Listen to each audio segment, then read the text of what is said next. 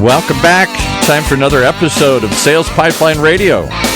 So grab your board, swim out into the sea of ideas, and let's see if we can't catch a wave today here with the wave meister himself here, the man who magically can change weather, I'm hoping, Matt Hines. I'm hoping so, too, there, Paul. I imagine that means that the typically idyllic Southern California weather is not with us today. It is horrible today. It's pouring rain. Everybody wants to stay home. Nobody wants to go out on the road. It's the end of the world as we know it. It's raining in Southern California.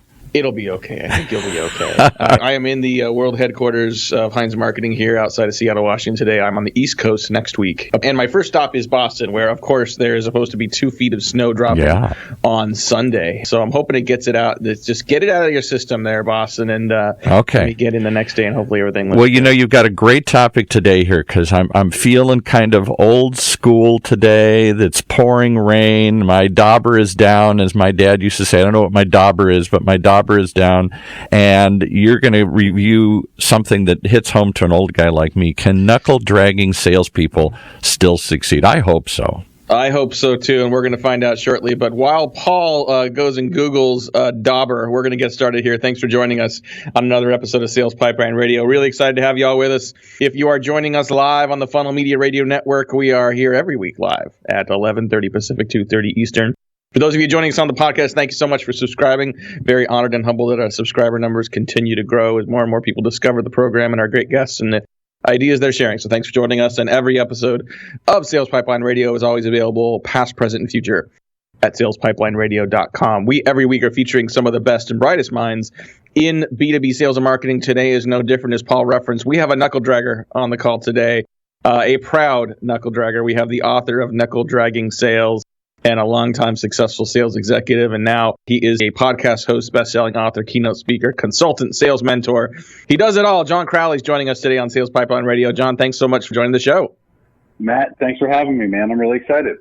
I am as well. You have a long and illustrious history in sales and sales management, much of that in the healthcare space. And I know, like, over the last couple of years, you've been sort of ratcheting up on the consulting side as well. Talk a little bit, let's get right into it. Talk about, this book, Knuckle-Dragging Sales. I think it certainly catches people's attention. What about this topic really sort of speaks to you? Yeah, so the reason, the genesis behind Knuckle-Dragging Sales was that I spend a lot of my free time mentoring young salespeople. And what I was finding is about 90% of the problems that we were discussing were a result of being completely overwhelmed and confused by hacks, by tips, by all the different tricks that people have out there. And a lot of those tricks come from like sales gurus that have limited time actually selling. What I wanted to do was to better understand, how do you go about segmenting your customers? And as I'm mentoring these folks, I would get complete silence. Or I would say, how do you prioritize your time? And I would get blank stares. Or tell me about your quota, your goal. What is it? And it would be crickets, Matt. It was ridiculous. And what I realized is that in an effort to improve our sales, people have started to consume content, listen to podcasts, read books, but we've neglected the basic building blocks on which you layer those new sales techniques upon. And so knuckle-dragging sales is really about getting back to the basics, not just the basics of selling, but the basics of human interaction. Talking today on Sales Pipeline with John Crowley, and we're talking about getting back to the basics of sales, and I completely agree with you on that. There's a lot of great new technology. There are great channels that we can use to engage with our prospects, but there's an awful lot of fundamentals that really haven't gone anywhere and probably aren't going anywhere anytime soon. What are a couple examples of some of those fundamental sort of evergreen skills you think salespeople need to have and people should be, sort of reinforcing here as we start 2019? So I really think, and the way I kind of wrote the book was the first half starts off with reflection. It really is about the mindset. And I think that is something that all of us neglect, especially in the world of sales, because it is commonplace for you to get the no, to have the door slammed in your face and just constantly be rejected. So having a really strong mental mindset is extremely important. Once you're there and your mind is in the right place, Matt, I think we're living in a society which is like the Jetsons. Remember back, when we were kids, we watched the Jetsons. It was about the future, flying cars, and really, we have that today. We've got automated cars. You've got these computers in your pocket. And what I think has happened is we've become lazy in using, like you said, some of the technologies and some of these systems that are in place. and we're neglecting the basics of human interaction. And so I talk about, we live in the Jetsons world, but it's really the Flintstones that are winning, those knuckle draggers, because they're getting back to the basics of listening to the customer, providing value, and that's really important, hard to kind of nail down, but really important to find a way to provide value throughout the entire buying process. Talk about sort of getting back to the basics, and some of that it relates to just kind of some cases putting in the work, in other cases really focusing on relationship building. I think it's interesting that some of the ways that a lot of successful salespeople have really traditionally mastered the fundamentals. I mean, my dad sold Caterpillar tractors for 35 years. I mean, he was very much a relationship seller. He put in the hard work. I think we also live, in addition to living in an age of the Jetsons and technology, we also live in an age when, I think people consider methodologies like the challenger sale to be enlightened. And so the idea of a challenger seller versus a relationship seller versus a hard work seller sometimes puts those old school approaches in a negative light. I don't think that they're necessarily in conflict, but technology aside, how do you reconcile an insight-based challenger approach with some of those traditional approaches from the past? So I kind of look at the processes of being a knuckle dragger is really getting back to the basics. And so most companies have some sort of formal sales process, whether it's utilizing the challenger methodology, spin selling, something else. But the confusion, Matt, comes when we start to layer new processes on top of our company's existing formal processes. For me, I intentionally didn't create a process when I wrote Knuckle-Dragging Sales, because I'm really an advocate for basic human behavior. And so when you're thinking about the mindset, why are you in sales? What are your goals? That first half is really about mindset. The second half is really about execution. It outlines specific tactics that will help you differentiate from the competition and really provide value to those customers.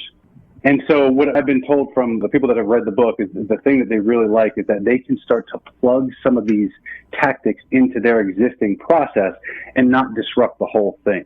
Talking to John Crowley today is the author of Knuckle-Dragging Sales. If you want to learn more about the book, you can go to, believe it or not, knuckledraggingsales.com. You'll learn about the book, get some additional content. Lots of good stuff up here for sales leaders, for sales reps, even for aspiring sales reps. And I want to talk about that because I think some of this, you talk about kind of getting back to the basics. You talk about sort of reinvigorating sales reps with some of the fundamentals. What about those aspiring sales reps, people that are coming out of school, that are starting sales as a new profession? How do you think about sort of fundamentals versus some of the new technologies? I think there's, you kind of have to do all of the above, but are there certain skills or certain disciplines that you think a new salesperson needs to focus on first? Matt, when you go back 20 years ago, you would talk about a salesperson, and the first thing you did when you got in front of your customer was just look around, right? You wanted to find some sort of connection point. And you would have to go to their office or call and ask all the right questions, catch them at the right time and ask the right questions. But the reason we did that was because we wanted to have something that we could connect on, something that we have in common. I think today, in today's day and age, with resources like LinkedIn and other social media channels, that information is just sitting out there. It takes time and energy to go and to look it up and to then utilize that information that you have in whether it's the selling process or it's in the interview process to really make yourself stand out from the rest of the crowd. As much as I want to say, get away from all the shiny new objects and, be a knuckle dragger, absolutely the new technologies that are out there are making our lives simpler, but you've got to continue to do the basics. You've got to continue to prospect, to make your calls, to do all the basics of selling. Now you talk about sort of, a lot of getting back to basics. And I think in your materials, you talk about simple wins. I think it can be hard for a lot of sales professionals to keep things simple. We've got a lot of tools. We've got a lot of processes. We're asked to do a lot of volume. There's information flying at us all the time. What are some tactics you've seen work well for a sales rep on Tuesday? Typical Tuesday, emails coming in, meetings they're dealing with, tools they got to log into and use, CRM they have to update. How do you operationalize simple in that kind of a context? For me, I talk about in the book about big fish, right? And so I'm a big proponent of, I like to go fishing, and when I'm fishing, I don't want to go after the little guys. I want to go after the big ones, the whales, whatever you want to call it. I think one of those things that you need to do is to segment your customer list. So if you're talking about first thing Tuesday morning, you've gotten all the paperwork off and you're ready to go start calling, you've got a list of 5 to 10 big fish, top priorities. These are the big whales that you want to go after, and you make sure that every Tuesday, not just this Tuesday, but every Tuesday from now after, the first thing you're doing is trying to find a way to engage those big fish and provide value. So it really, answering your question, Matt, it comes down to segmentation. How well do you segment, and then how disciplined are you at keeping those big fish top of mind and keeping yourself top of mind with those big fish? You talk a little bit about sort of that discipline. And for me, as I think about, okay, like how do you operationalize discipline? I think about habits. I think about checklists. I think about how to manage my time. Are there some of those that you found more important, both yourself having carried it back for so long, as well as with some of your consulting clients today? Like, is it about calendar? Is it about task lists? Is it about just having a habit and a process you're following? Is it a little all of the above? I think it's a little bit of all of the above. For me, and kind of the advice that I give most of the coaching clients is, if it's not being scheduled, it's not getting done. And so being sure that you schedule your time with your big fish in your calendar so that whatever the day is, Monday or Tuesday, that you're focusing on those top 5 to 10 customers really is key. And if you schedule it, it will get done. If you throw it on a task list, that's just something that you'll do eventually. So those top priorities, segmented customers, make sure that you're putting it in your calendar that you're going to prospect to find a way to connect and add value for those people certain times every single week. Like calendar versus task list, I think that's good advice for anyone, whether you're in sales, aspiring sales, or in any given department. We got to take a quick break here, pay some bills. We'll be back with more with John Crowley. We're going to talk more about knuckle-dragging sales. I want to talk a little bit about whether this applies to knuckle-dragging marketers, what that might mean, and how these lessons apply there as well. Lots more coming up. We'll be right back here on Sales Pipeline Radio. Are you tired of sending emails and wondering if they're ever even opened? Well, if so, you might need MailTag. MailTag's a Chrome browser extension for your Gmail that allows you to track your emails in real time. You receive email alerts right on your desktop as soon as the emails are open. Imagine that. And as a special thank you for being a listener of this show, we've teamed up with MailTag.com to provide you guys with a special discount on your MailTag subscription. Just use the promo code HEINZ, H-E-I-N-Z, and you can get half off for life. That's 50% off for as long as you use it. If you want to check it out, go to mailtag.io, mailtag.io to start your completely free 14-day trial. No credit card required. And if you like it, just put that promo code Heinz in there and you get half off for life. What could be a better deal than that? Quit worrying about whether your emails are open. Check out mailtag.io. The way we do business is advancing faster than ever before. Yet amongst the disruptions, there's one pillar that stays standing through it all: the power of a relationship. Relationships are at the core of everything. So how are today's organizations developing, nurturing, and leveraging them to drive success? Download the new research report on the state of relationship marketing and learn how your team can bridge the gaps between relationships and revenue. Download your free report at HeinzMarketing.com. That's HEINZ marketing.com. All right, let's pick it back up with our Cro-Magnon discussion here about knuckle-dragging salesmen. And can I ask a quick question before you jump back in here? Of course.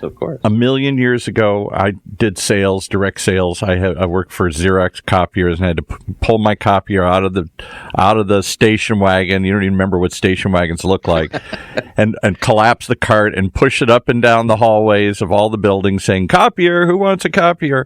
And the only thing that kind of got me through that experience was the old Cro-Magnon knuckle draggers that had been doing that territory for 20 years. And they sort of took me and said, "Hey, kid, here's how we do it. You don't do that. Come on." Are there still that kind of mentoring going on, or is that world disappeared and new salespeople are just coming in, reading books, listening to podcasts, watching YouTube? Are they still learning, mentoring from the old tribal chieftains before them here? Yeah, John, I think that's a question for you. I think there's always room for mentoring.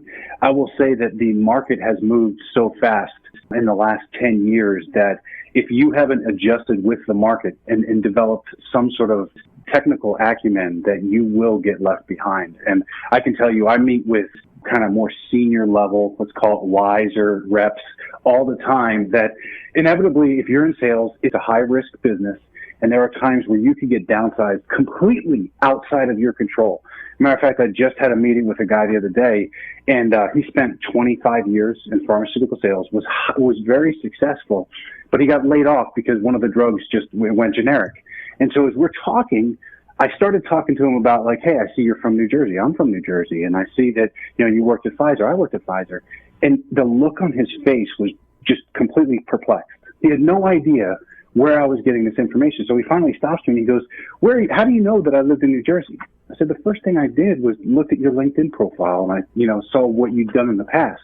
This guy had gone by the wayside. He was a Cro-Magnon knuckle dragger, but he did not adapt and he did not evolve with technology. So to answer your question, Paul, is, I'm afraid that there are certainly guys that are out there that have not kept up with the times, and they will go extinct if they don't find a way to evolve with the sales process, the new sales process. You could argue that kind of an impact is everywhere. I think we see it in sales. We see it in marketing. You see some people that are just old school marketers that either are stuck in their old advertising ways or believe they shouldn't have to work with the sales organization to drive value. And so I think if you listen and you're smart, there's things you can learn from all of those people that have been around for a long time, some of those fundamentals.